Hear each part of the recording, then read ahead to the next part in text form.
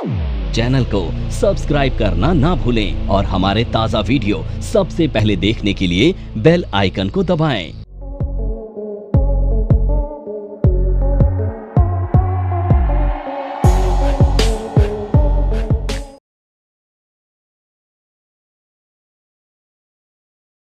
क्यों पढ़ने वाले हैं फंडामेंटल एनालिसिस। ठीक है, अब फंडामेंटल एनालिसिस ना इतनी मजेदार चीज है ना, कि इतनी मजेदार चीज है कि ये ना तुम्हें ग्राउंड दे देती है।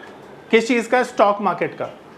तुम्हें ये समझा देती है कि किस स्टॉक को सेलेक्ट करना है और किससे बचना है। यही चीजें तो चाहिए। देखो मेरी एक बात समझो, मान लेते हैं तुमने बहुत बहुत बड़ी बड़ी बिल्डिंग्स देखी होंगी तुमने, 50-50 फ्लोर की, है ना। अब वो बड़ी बड़ी जो बिल्डिंग्स हैं 50-50 फ्लोर की, कैसे सालों साल तक टिकी रहती हैं पता है आपको? क्योंकि उसका जो बेसमेंट होता है, यानी कि उसकी फाउंडेशन जो होती है वो बहुत ज़्यादा स्ट्रांग होती है। ठीक इसी तरह से जब भी कोई कंपनी बहुत बड़ी बनेगी ना, तो वही कंपनी बड़ी बनेगी जिसका फाउंडेशन स्ट्रांग होगा। अब फाउंडेशन स्ट्रांग होगा ये हमें कौन बताएगा? यही बताएगा फंडामेंटल। तो फंडामेंटल क्या काम करता है? फंडामेंटल काम करता है इंट्रिंसिक वैल्यू पर। अब ये इंट्रिंसिक वैल्यू क्या होती है ये समझो। देखो मान लेते हैं कि हमें कोई शेयर 10 रुपए का दिखता है मार्केट में, जिसकी वैल्यू 10 रुपए है, और आपको ये समझ में आता है कि यार ये 10 रुपए वैल्यू नहीं होनी चाहिए, इसकी वैल्यू तो 100 रुपए होनी चाहिए। तो जो 100 रुपए की वैल्यू होनी चाहिए और शेयर कितने पे ट्रेड कर रहा है? 10 रुपए पे। तो तुम्हें ये 90 रुपए का जो इंट्रिंसिक वैल्यू है ना, यानी जो डिस्काउंटेड वैल्यू है, उसका पता कैसे चलेगा? यही काम करता है फंडामेंटल। अब मेरी बात का जवाब दो, 100 रुपए की चीज़ अगर 10 रुपए की मिलेगी तो क्या उसे खरीदने में समझदारी है या छोड़ने में समझदारी है? खरीदने में। तो अगर 100 रुपए की चीज़ को 10 रुपए खरीदना सीख जाओगे तो मार्केट में पैसा बनाना भी सीख जाओगे, राइट। अब दूसरा एस्पेक्ट समझो, यही चीज़ अगर तुम्हें 10 रुपए वाली, जिसकी वैल्यू 10 रुपए होनी चाहिए और मार्केट में किसी वजह से 100 रुपए ट्रेड कर रही है, तो 100 रुपए पर क्या खरीदना समझदारी होगी? बिल्कुल भी नहीं, क्योंकि वो महंगा है। अब महंगा खरीदने से बचना भी तो पैसा बचाना ही जैसा है। तो ये भी कौन बताएगा? फंडामेंटल बताएगा। तो फंडामेंटल आपको क्या बताता है कि कैसे सस्ता खरीदकर महंगा बेचा जाता है और कैसे महंगे से, यानी जो मार्केट में महंगे चीजें हैं उनसे बचा जाता है। ये सारी चीजें कौन बताएगा? फंडामेंटल बताएगा। इसीलिए ये जरूरी है। और फंडामेंटल काम करता है इंट्रिंसिक वैल्यू पर। अब ये इंट्रिंसिक वैल्यू क्या होती है मैंने कुछ देर पहले डिस्कस किया, अब इसे समझ लो। इंट्रिंसिक वैल्यू का मतलब होता है फ्यूचर डिस्काउंटेड वैल्यू, यानी अगर कोई शेयर 100 रुपए का होना चाहिए और वो अभी 10 रुपए का है, तो इसका मतलब है 90 रुपीज के डिस्काउंट पे अवेलेबल है। इसी को कहते हैं इंट्रिंसिक वैल्यू, जो हमें फंडामेंटल सिखाता है। अब सवाल है कि कैसे सिखाता है? तो बहुत सारे पैरामीटर्स हैं जिनको हम डिस्कस करेंगे और सीखेंगे कि किस तरह से इंट्रिंसिक वैल्यू को निकाला जाता है। ठीक है, अब यहां पर फंडामेंटल ना आपको एक और कॉन्फिडेंस देता है रात को ना अच्छी नींद सोने का। पता है क्यों? इस तरह से कि अगर आपने 100 रुपए वाली चीज को 10 रुपए का खरीद लिया और आपको ये पता चल गया कि यार इसकी वैल्यू तो 10 रुपए है, मैंने खरीद 100 रुपए का लिया, तो रात को नींद आएगी? बिल्कुल भी नहीं। पर अगर आपको 100 रुपए वाली चीज 10 रुपए में मिल जाए और मार्केट में आपसे दुनिया कुछ भी कहती रहे कि यार इसकी वैल्यू तो 10 रुपए भी नहीं है, 5 रुपए है, 4 रुपए है, 2 रुपए, और आपको पता है कि इसकी वैल्यू 100 रुपए, क्योंकि आपको अपनी नॉलेज पे यकीन है, तो क्या आपको रात को नींद आएगी? बिल्कुल आएगी।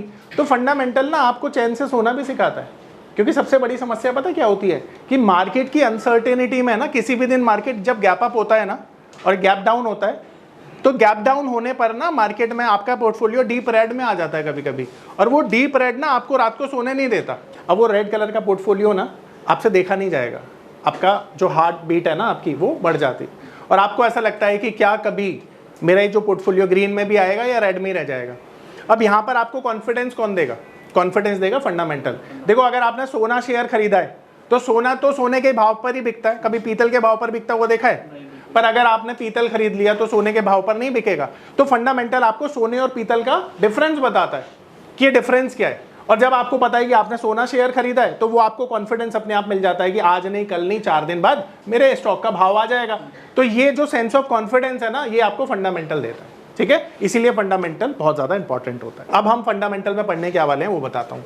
तो देखो इस फंडामेंटल को मैंने बहुत ही अपनी मेहनत से, दिल से बनाया है, और ये फंडामेंटल बाकी फंडामेंटल से एकदम अलग है, क्योंकि बेस्ड ऑन माय एक्सपीरियंस मैंने इसे डेवलप किया है। तो हम क्या पढ़ने वाले हैं? हम इसमें पढ़ेंगे कि आपको ट्रेडिंग के साथ साथ इन्वेस्टमेंट में कैसे जो फंडामेंटल है वो हेल्प करता है। तो ये जो फंडामेंटल हम पढ़ने वाले हैं ना, ये ट्रेडिंग और इन्वेस्टिंग के दोनों में हेल्प करता है, इक्वली हेल्प करता है। बाकी मार्केट में अगर आप सर्च करेंगे या बहुत सारे लोगों से बात करेंगे तो कई लोग आपको बोलेंगे कि फंडामेंटल केवल हेल्प करता है इन्वेस्टिंग में, पर ये वाला फंडामेंटल ट्रेडिंग में भी आपको इक्वली हेल्प करेगा। ठीक है, तो सबसे पहले हम जो पढ़ने वाले हैं ना इसमें, वो पढ़ेंगे ग्लोबल रिसर्च। तो पहला टॉपिक हमारा ग्लोबल रिसर्च होगा, देन हम पढ़ेंगे इवेंट, फिर हम पढ़ेंगे इंडस्ट्री एनालिसिस, फिर हम पढ़ेंगे कंपनी एनालिसिस, एंड देन हम लास्ट में पढ़ने वाले हैं डेटा एनालिसिस।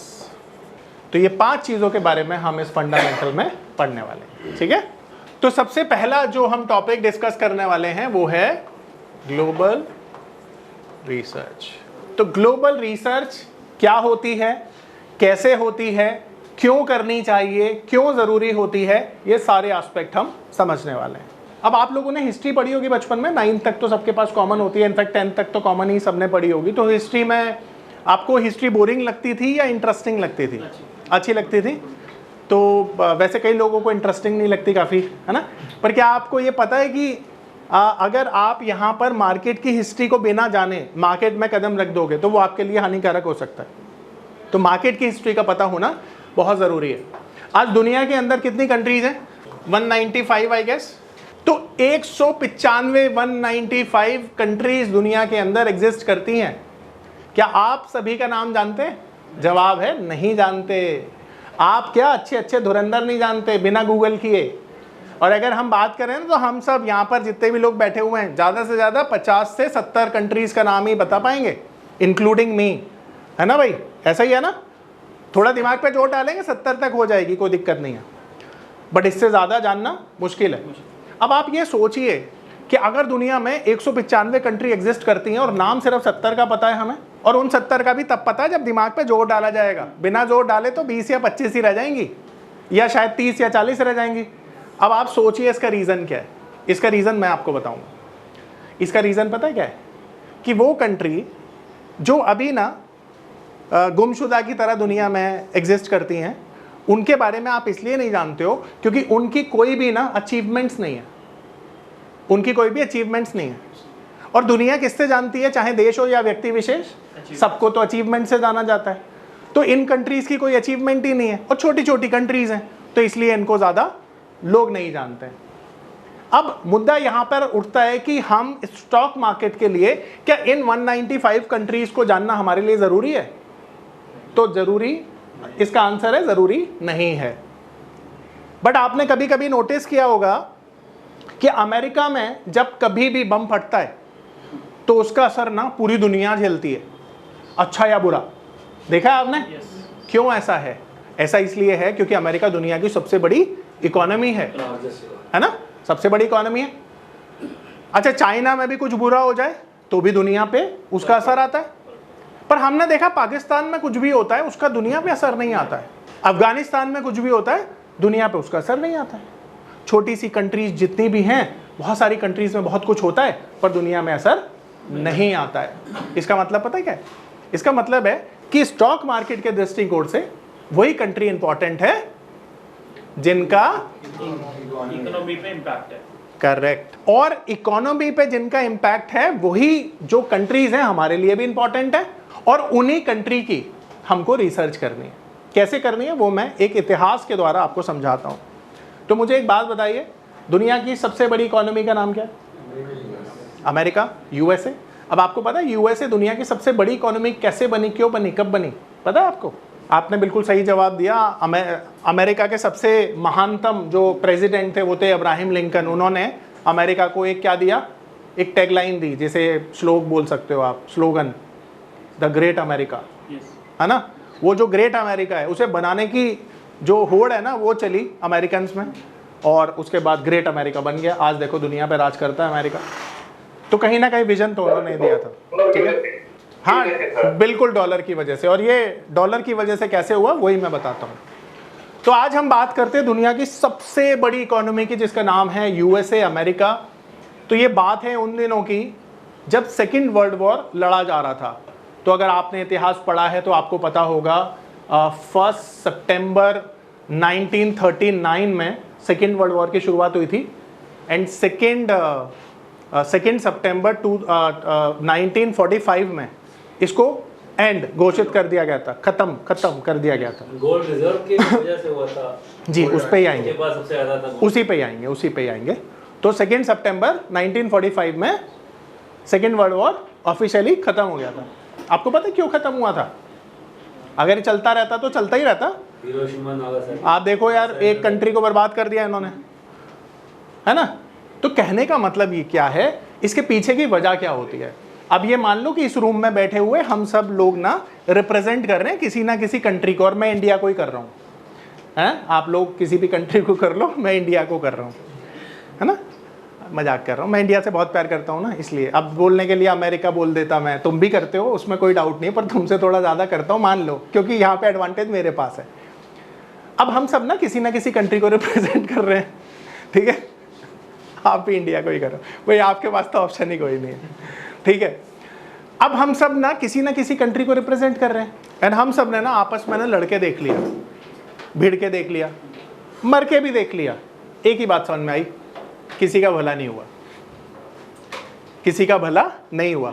ये सबको समझ में आ गया था कि दुनिया का अस्तित्व खत्म हो जाएगा ऐसे ही लड़ते भिड़ते रहे तो सबको ना डेवलपमेंट चाहिए एक टाइम के बाद, और सबको ये समझ में आ जाता है। तो दुनिया की जितनी भी बड़ी कंट्रीज थी ना, सबको ये समझ में आ रहा था कि अब डेवलपमेंट के लिए कुछ किया जाना चाहिए। तो समय आया 1945 जब सेकेंड वर्ल्ड वॉर का अंत हुआ, और यहां पर 56 कंट्री के रिप्रेजेंटेटिव इकट्ठा हुए, और इकट्ठा होने के साथ उन्होंने ये सब ने कंसेंट किया कि दुनिया को अब आगे ले जाने के लिए हमें किसकी जरूरत है? आपके नाम की डेवलपमेंट की जरूरत है हमें। अब ये जो डेवलपमेंट है ना, ये कब हो सकता है? जब हम सब मिलकर काम करें। अच्छा, आपको पता है अर्थव्यवस्था का पिलर माना जाता है क्या? Import export. पता है ना आपको? अगर किसी भी कंट्री की ग्रोथ होती है तो बिना इंपोर्ट एक्सपोर्ट के नहीं हो सकती है। अब देखो 1945 तक ना जो कंट्रीज आपस में एक्सचेंज ऑफ गुड्स करती थी ना, वो बार्टर सिस्टम में करती थी। भाई तुम्हारे यहाँ पे तेल नहीं होता, तुम तेल दे दो, मेरे यहाँ पे वीट होता है, तुम वीट ले लो, इस तरह से चलता था, या गोल्ड के बदले में चलता था। अब यहाँ पर ना एक सिस्टम बनाया गया जिसे नाम दिया गया ब्रेटन वुड्स सिस्टम। ये ब्रेटन वुड्स सिस्टम जो था ना, इसने अमेरिका के लिए ना एक नींव का पत्थर रख दिया, जिसके बाद अमेरिका का जो ग्रोथ है ना वो इतनी रैपिडली हुई कि अमेरिका ने भी कभी नहीं सोचा होगा कि इतनी रफ्तार से हम आगे बढ़ जाएंगे। उसके पीछे ये ब्रेटन वुड्स सिस्टम जो था ना, ये काम करता है। अब 56 कंट्रीज ने ना इस बात पे एग्री किया कि जितना भी हम इंपोर्ट एक्सपोर्ट करेंगे ना, वो किस में करेंगे? डॉलर में करेंगे। तो यहाँ पर इस सिस्टम के तहत, ब्रेटन वुड्स सिस्टम के तहत ना, 1 आउंस गोल्ड की कीमत कितनी थी? ये थी $35। यानी 1 आउंस गोल्ड अगर आप मेरे को दे रहे हो तो बदले में मैं आपको कितना दे रहा हूँ? $35। अच्छा, और 1 आउंस में कितना गोल्ड होता है? 28.7। अब अमेरिका ये बोलता था कि भाई जब आपको अपना गोल्ड वापस चाहिए तो मेरे $35 मुझे देना, बदले में अपना गोल्ड लेकर जाना। अब यहाँ पर सवाल ये उठता है कि ये अमेरिका का ही डॉलर एक्सेप्ट करने के लिए रजामंदी क्यों सबने अग्री किया?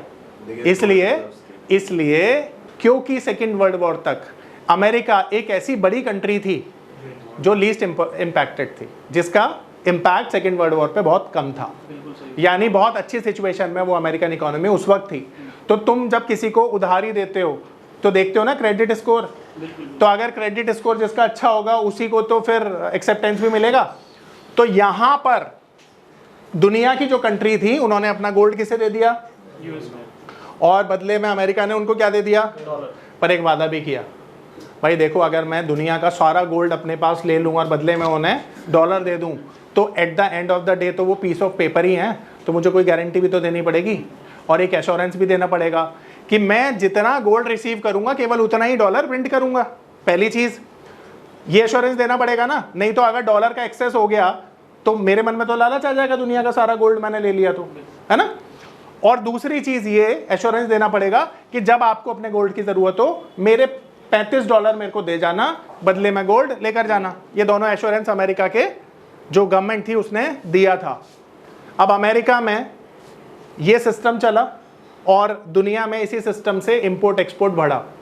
अब इंपोर्ट एक्सपोर्ट बढ़ा तो समय आ गया 1970 का। पर यहाँ पर एक और चीज़ मैं बताता हूँ, ये तो एक्सचेंज ऑफ करेंसी था कि यहाँ पर तुम एक्सचेंज करने के लिए इस करेंसी को यूज़ कर रहे हो, बट दुनिया में ना सबसे बड़ी 3 ऑर्गेनाइजेशन जिसका नाम है world bank, international monetary fund और यूनाइटेड नेशन ऑर्गेनाइजेशन।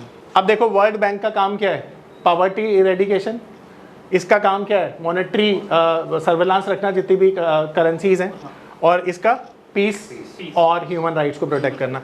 ये तीनों का एस्टैब्लिशमेंट हुआ था 1945 में, ठीक है। क्योंकि सबसे बड़ी बात है जब युद्ध रुका तो नया युद्ध ना हो जाए, उसको इंश्योर करना, एंड दुनिया में जो गरीबी है उसको मिटाना। अब आपको पता है इन दोनों में अंतर क्या है, लोन ये भी देती है, ये भी देती है, अंतर क्या है? सर यूएस का ये गवर्नमेंट को लोन देती है, दरें होती हैं कम, इंटरेस्ट रेट कम होता है। ये दोनों को दे सकती हैं, इंडस्ट्री को भी दे सकती हैं और गवर्नमेंट को भी दे सकती हैं, इंटरेस्ट रेट होता है हाई, ठीक है, दोनों में अंतर है। अब ये सिस्टम ब्रेटन वुड सिस्टम चल रहा था, ठीक है, और अब आ गया 1970 का टाइम। अब 1970 का टाइम आते आते ना दुनिया को एक चीज समझ में आ रही थी कि भाई दुनिया में कुछ ना कुछ तो गलत हो रहा है, और गलत करने वाला और कोई नहीं बल्कि अमेरिका है। अब अमेरिका की जो ये चीजें गतिविधियां हैं ये बाकी कंट्रीज ने एनालाइज कर ली। तो फ्रांस के प्रेसिडेंट ने ना इनको फोन किया, रिचर्ड निक्सन को। Richard Nixon was the president of America that time. तो उनको फोन किया और बोला कि हम ना आपकी जो प्रेस है डॉलर छापने वाली उसको क्या करना चाहते हैं, ऑडिट करना चाहते हैं। तो रिचर्ड निक्सन ने कहा भाई तुम कौन होते हो ऑडिट करने वाले, हमने तो ये राइट किसी को दिया ही नहीं। ऐसा मैं मन से बना रहा हूँ, कहा उन्होंने कुछ और ही होगा, पर ये भावना है मेरी, तुम समझ लेना, ठीक है। तो रिचर्ड निक्सन ने टीवी पर आकर बोल दिया हम किसी को अलाउड नहीं करेंगे। क्या नहीं अलाउड करेंगे? ऑडिट। और सुनो, तुम जिस लिए आ रहे हो ना उस सिस्टम को भी हम अबॉलिश करते हैं, ठीक है। अब आ जाओ, अब सिस्टम ही खत्म कर दिया भाई, ब्रेटन वुड सिस्टम को खत्म कर दिया। अब एक बात बताओ, आप सबके पास तो भर भर के एज अ कंट्री डॉलर्स पड़े हुए हैं, करोगे क्या? तुम्हारा गोल्ड तो वापस मिलना ही नहीं है तुम्हें, अब ले लो गोल्ड। मन में क्रोध आ रहा है, गुस्सा आ रहा है, ऐसा लग रहा है अमेरिका को खत्म कर देंगे, तबाह कर देंगे। बात तो वहीं आ गई थर्ड वर्ल्ड वॉर पे, कि यहाँ जिस कहते हैं ना वो क्या कहते हैं, वो आसमान से गिरे खजूर पे अटके, वही वाली बात हो गई कि भाई ये सारी चीजें करते हुए 25 साल हो गए, एंड 25 साल के बाद कहानी फिर से वहीं आ गई।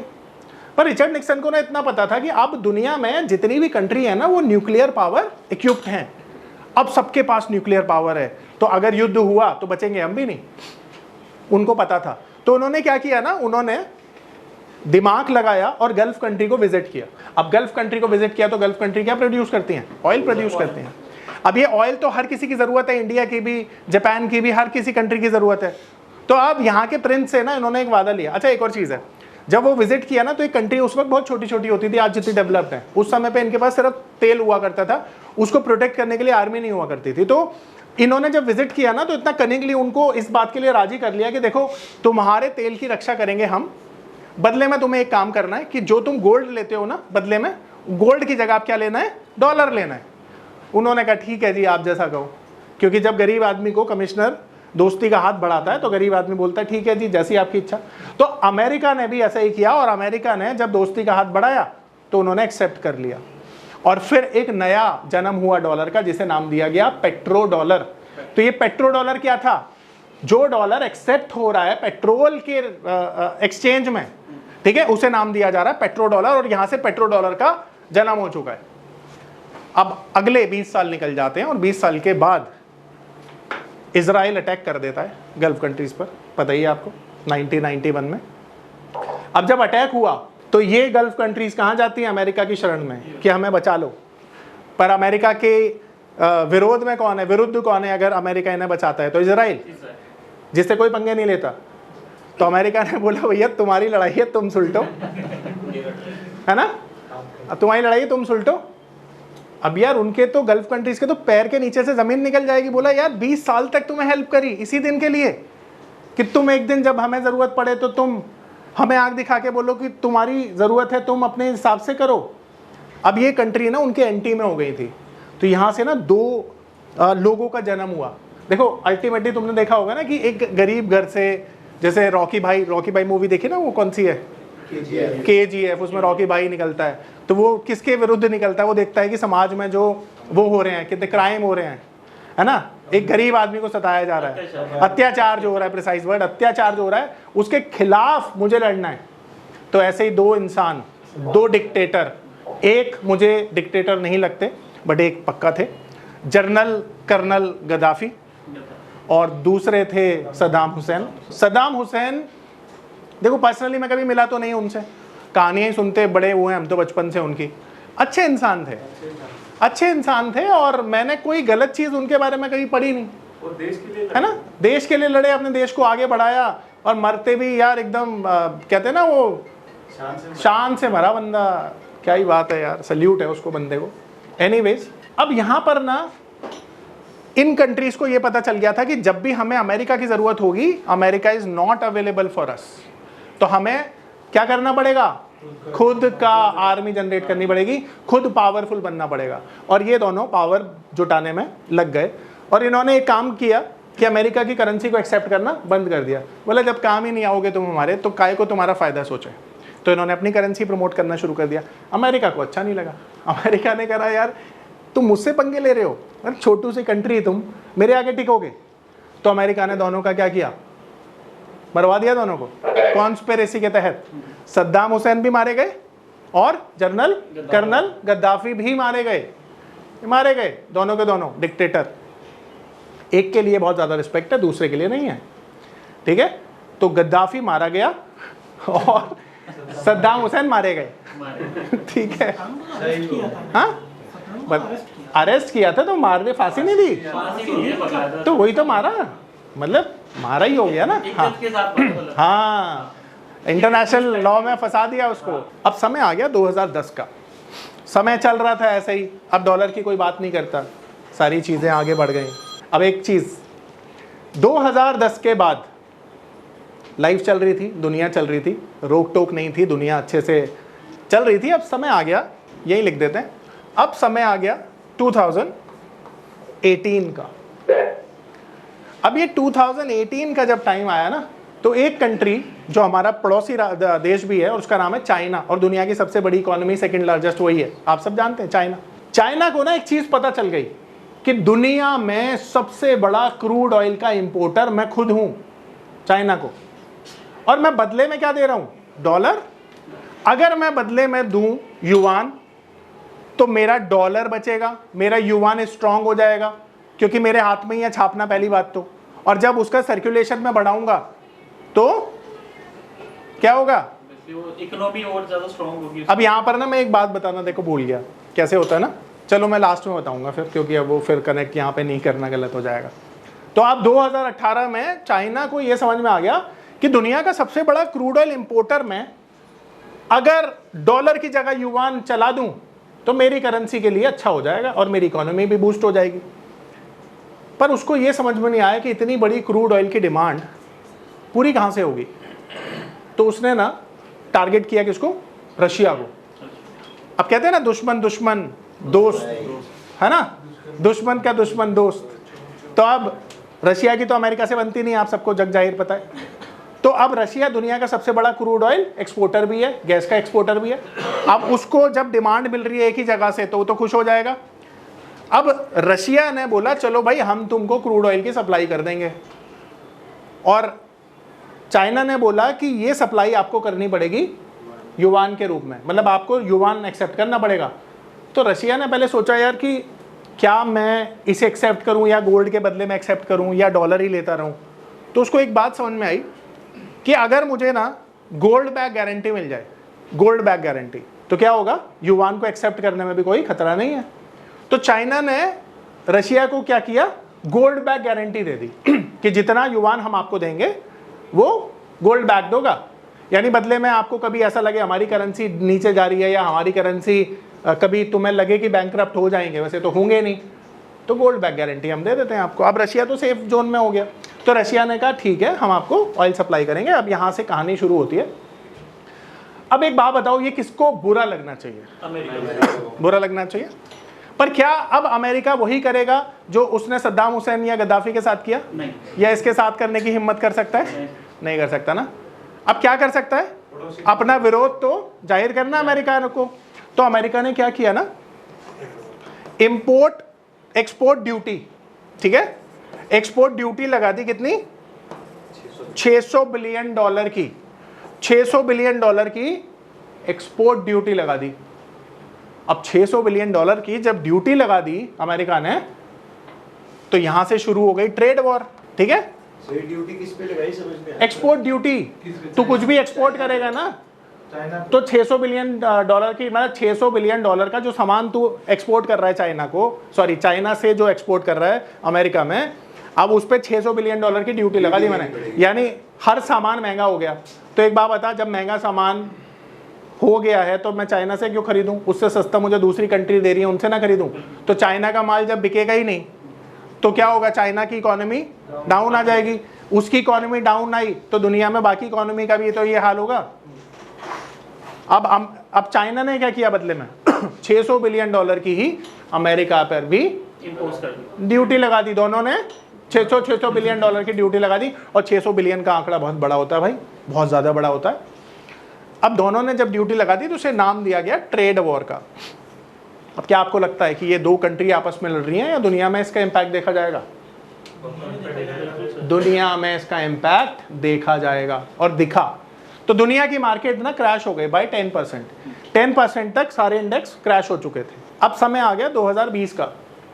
अब देखो चाइना थोड़ा सा ना ऐसी कंट्री है कि वहाँ पे फ्रीडम नहीं है प्रेस को, तो वहाँ पे क्या हो रहा है अंदर में ना किसी को कुछ पता नहीं चलता है, कितना सच कितना झूठ पता नहीं चलता है वहाँ पे, क्योंकि फ्रीडम नहीं है, बोलने नहीं दिया जाता किसी को। 2020 तक ना चाइना का तो बहुत बिलियन डॉलर का नुकसान हो चुका था। देखो ये तो इंपोर्ट ड्यूटी है, पर जिस सामान पे लगी उसकी वर्थ सोचो कितनी होगी। तो चाइना का बहुत ज़्यादा नुकसान हुआ। अब इस नुकसान की भरपाई अगर चाइना नहीं करेगा तो क्या होगा, चाइना की इकोनॉमी नीचे आ जाएगी। तो चाइना ने ना इसको कंपनसेट करने के लिए क्या किया, अपने लैब में एक वायरस बनाया, मैन मेड वायरस, जिसका नाम था कोविड-19। अब ये बातें मैं सिर्फ रेफरेंस लेकर बोल रहा हूँ, मेरे पास ऐसी कोई पुख्ता कोई जानकारी नहीं है, रेफरेंस यूज करके मैं बोल रहा हूँ, इंटरनेट से और कुछ न्यूज़पेपर्स। अब ऐसा उनके साइंटिस्ट भी बोलते हैं। अब चाइना की कॉन्स्पिरेसी ये थी कि हम कोविड-19 का एंटीडोट बना लेंगे और एंटीडोट को बेचेंगे और दुनिया पे कब्जा कर लेंगे। दुनिया पे तो क्या ही कब्जा करेंगे, उनकी इकोनॉमी को कुछ हार्म पहुंचाएंगे और अपना फ़ायदा हो जाएगा, जिससे ये जो कंपनसेट है ये पैसा ये हो जाएगा। बट ऐसा हुआ नहीं, चाइना खुद के जाल में खुद ही फंस गया। और क्या हुआ, वो वायरस वहीं पे स्प्रेड हो गया। आप कहते हैं कि चाइना में इतनी मौतें हुई हैं, इतनी मौतें हुई हैं कि किसी को पता ही नहीं है, नंबर ही नहीं पता किसी को कितनी मौतें हुई हैं। अब वो 1 करोड़ भी हो सकता है, 20 करोड़ भी हो सकता है और 25 करोड़ भी हो सकता है, पर असली फिगर तो पता ही किसी को नहीं है, क्योंकि प्रेस को क्या नहीं है, पावर ही नहीं है। अब ये पिछले ना हमने यहाँ पर पिछले तकरीबन 70 सालों का इतिहास हमने यहाँ तक देखा, एंड इन 70 सालों में आपने देखा दुनिया में क्या डेवलपमेंट हुआ। यहाँ पे एक अमेरिका जैसी कंट्री दुनिया की सबसे बड़ी कंट्री बन जाती है, क्योंकि सारा दुनिया का जो गोल्ड रिजर्व है वो अमेरिका के पास आ जाता है। तो आज के समय में अमेरिका के पास गोल्ड रिजर्व कितना है, अमेरिका के पास अगर हम गोल्ड रिजर्व की बात करें तो कितना है, तो इतना टन है, ठीक है। और इंडिया के पास अगर हम बात करें तो 800 टन गोल्ड है। तो अमेरिका हमसे 10 गुना ज़्यादा बड़ी इकोनॉमी क्यों है, ये समझ लो। पहला रीज़न तो यही है भाई, किसी भी इकोनॉमी को अगर आप जज करोगे उसके सेंट्रल बैंक से, तो ये अंतर साफ देख लो ना, 10 गुना ज़्यादा बड़ा, 10 टाइम्स हमारे से ज़्यादा गोल्ड है, इसलिए बड़ी इकोनॉमी है। इंडिया के पास है वैसे तो हाउस होल्ड के पास, मतलब अगर हम मंदिरों का ही गोल्ड कलेक्ट कर लें तो शायद बहुत ज़्यादा गोल्ड हो जाएगा वो। मंदिर में कितना, हाँ, हमारे इंडिया के पास सबसे ज़्यादा गोल्ड है, बट वो हाउस होल्ड का हम काउंट नहीं करते ना, central bank to central bank हम वो करते हैं कंपैरिजन। तो आ रही बात समझ में। अब यहाँ पर ना मुझे एक चीज़ बताओ, दुनिया में जो डेवलपमेंट हुए, चाहे हमने देखा 1970 का टाइम हो, हमने देखा कि 1929 में जब वर्ल्ड वॉर चल रहा था ना, तब भी मार्केट जो ग्रेट मंदी के नाम से जानी जाती, ग्रेट रिसेशन जाना जाता 1929 में, वो भी अमेरिका से शुरू हुआ, दुनिया में स्प्रेड हुआ। अच्छा, आपने देखा कि जो भी ग्लोबल इवेंट्स हमने देखी या जो भी हमने देखा जो दुनिया में घटित हो रहा है, उसका इम्पैक्ट डायरेक्टली इनडायरेक्टली हर एक कंट्री को झेलना पड़ रहा है। www.onlinenifm.com NIFM के ऑनलाइन एजुकेशन प्लेटफॉर्म पर बहुत से ऐसे कोर्स थे जिनसे मैं अपने स्टॉक मार्केट में इन्वेस्टमेंट और ट्रेडिंग के सपनों को पूरा कर सकता था, जैसे कि stock market trading beginners course, NIFM certified smart investor course, advance level smart investor course, technical analysis course, fundamental analysis course, options trading strategies, research analyst certificate course, diploma in financial market course और ना जाने ऐसे बहुत से course उपलब्ध हैं। फिर मैंने www.onlinenifm.com की साइट पर जाकर NIFM का NIFM certified smart investor course को ऑनलाइन परचेज किया, जिसको सीखने के बाद मैंने जाना कि शेयर मार्केट से पैसा कमाना कितना आसान है। बस आपको एक सही प्लेटफॉर्म की जरूरत है, जो है www.onlinenifm.com। NIFM के ऑनलाइन प्लेटफॉर्म की वजह से मैंने लॉकडाउन के दौरान शेयर मार्केट से अच्छी इनकम भी जनरेट की। थैंक्स NIFM, जिसकी वजह से आज मैं एक होटल मैनेजर से प्रोफेशनल ट्रेडर बन पाया। कॉल 8588868475 और विजिट www.onlinenifm.com।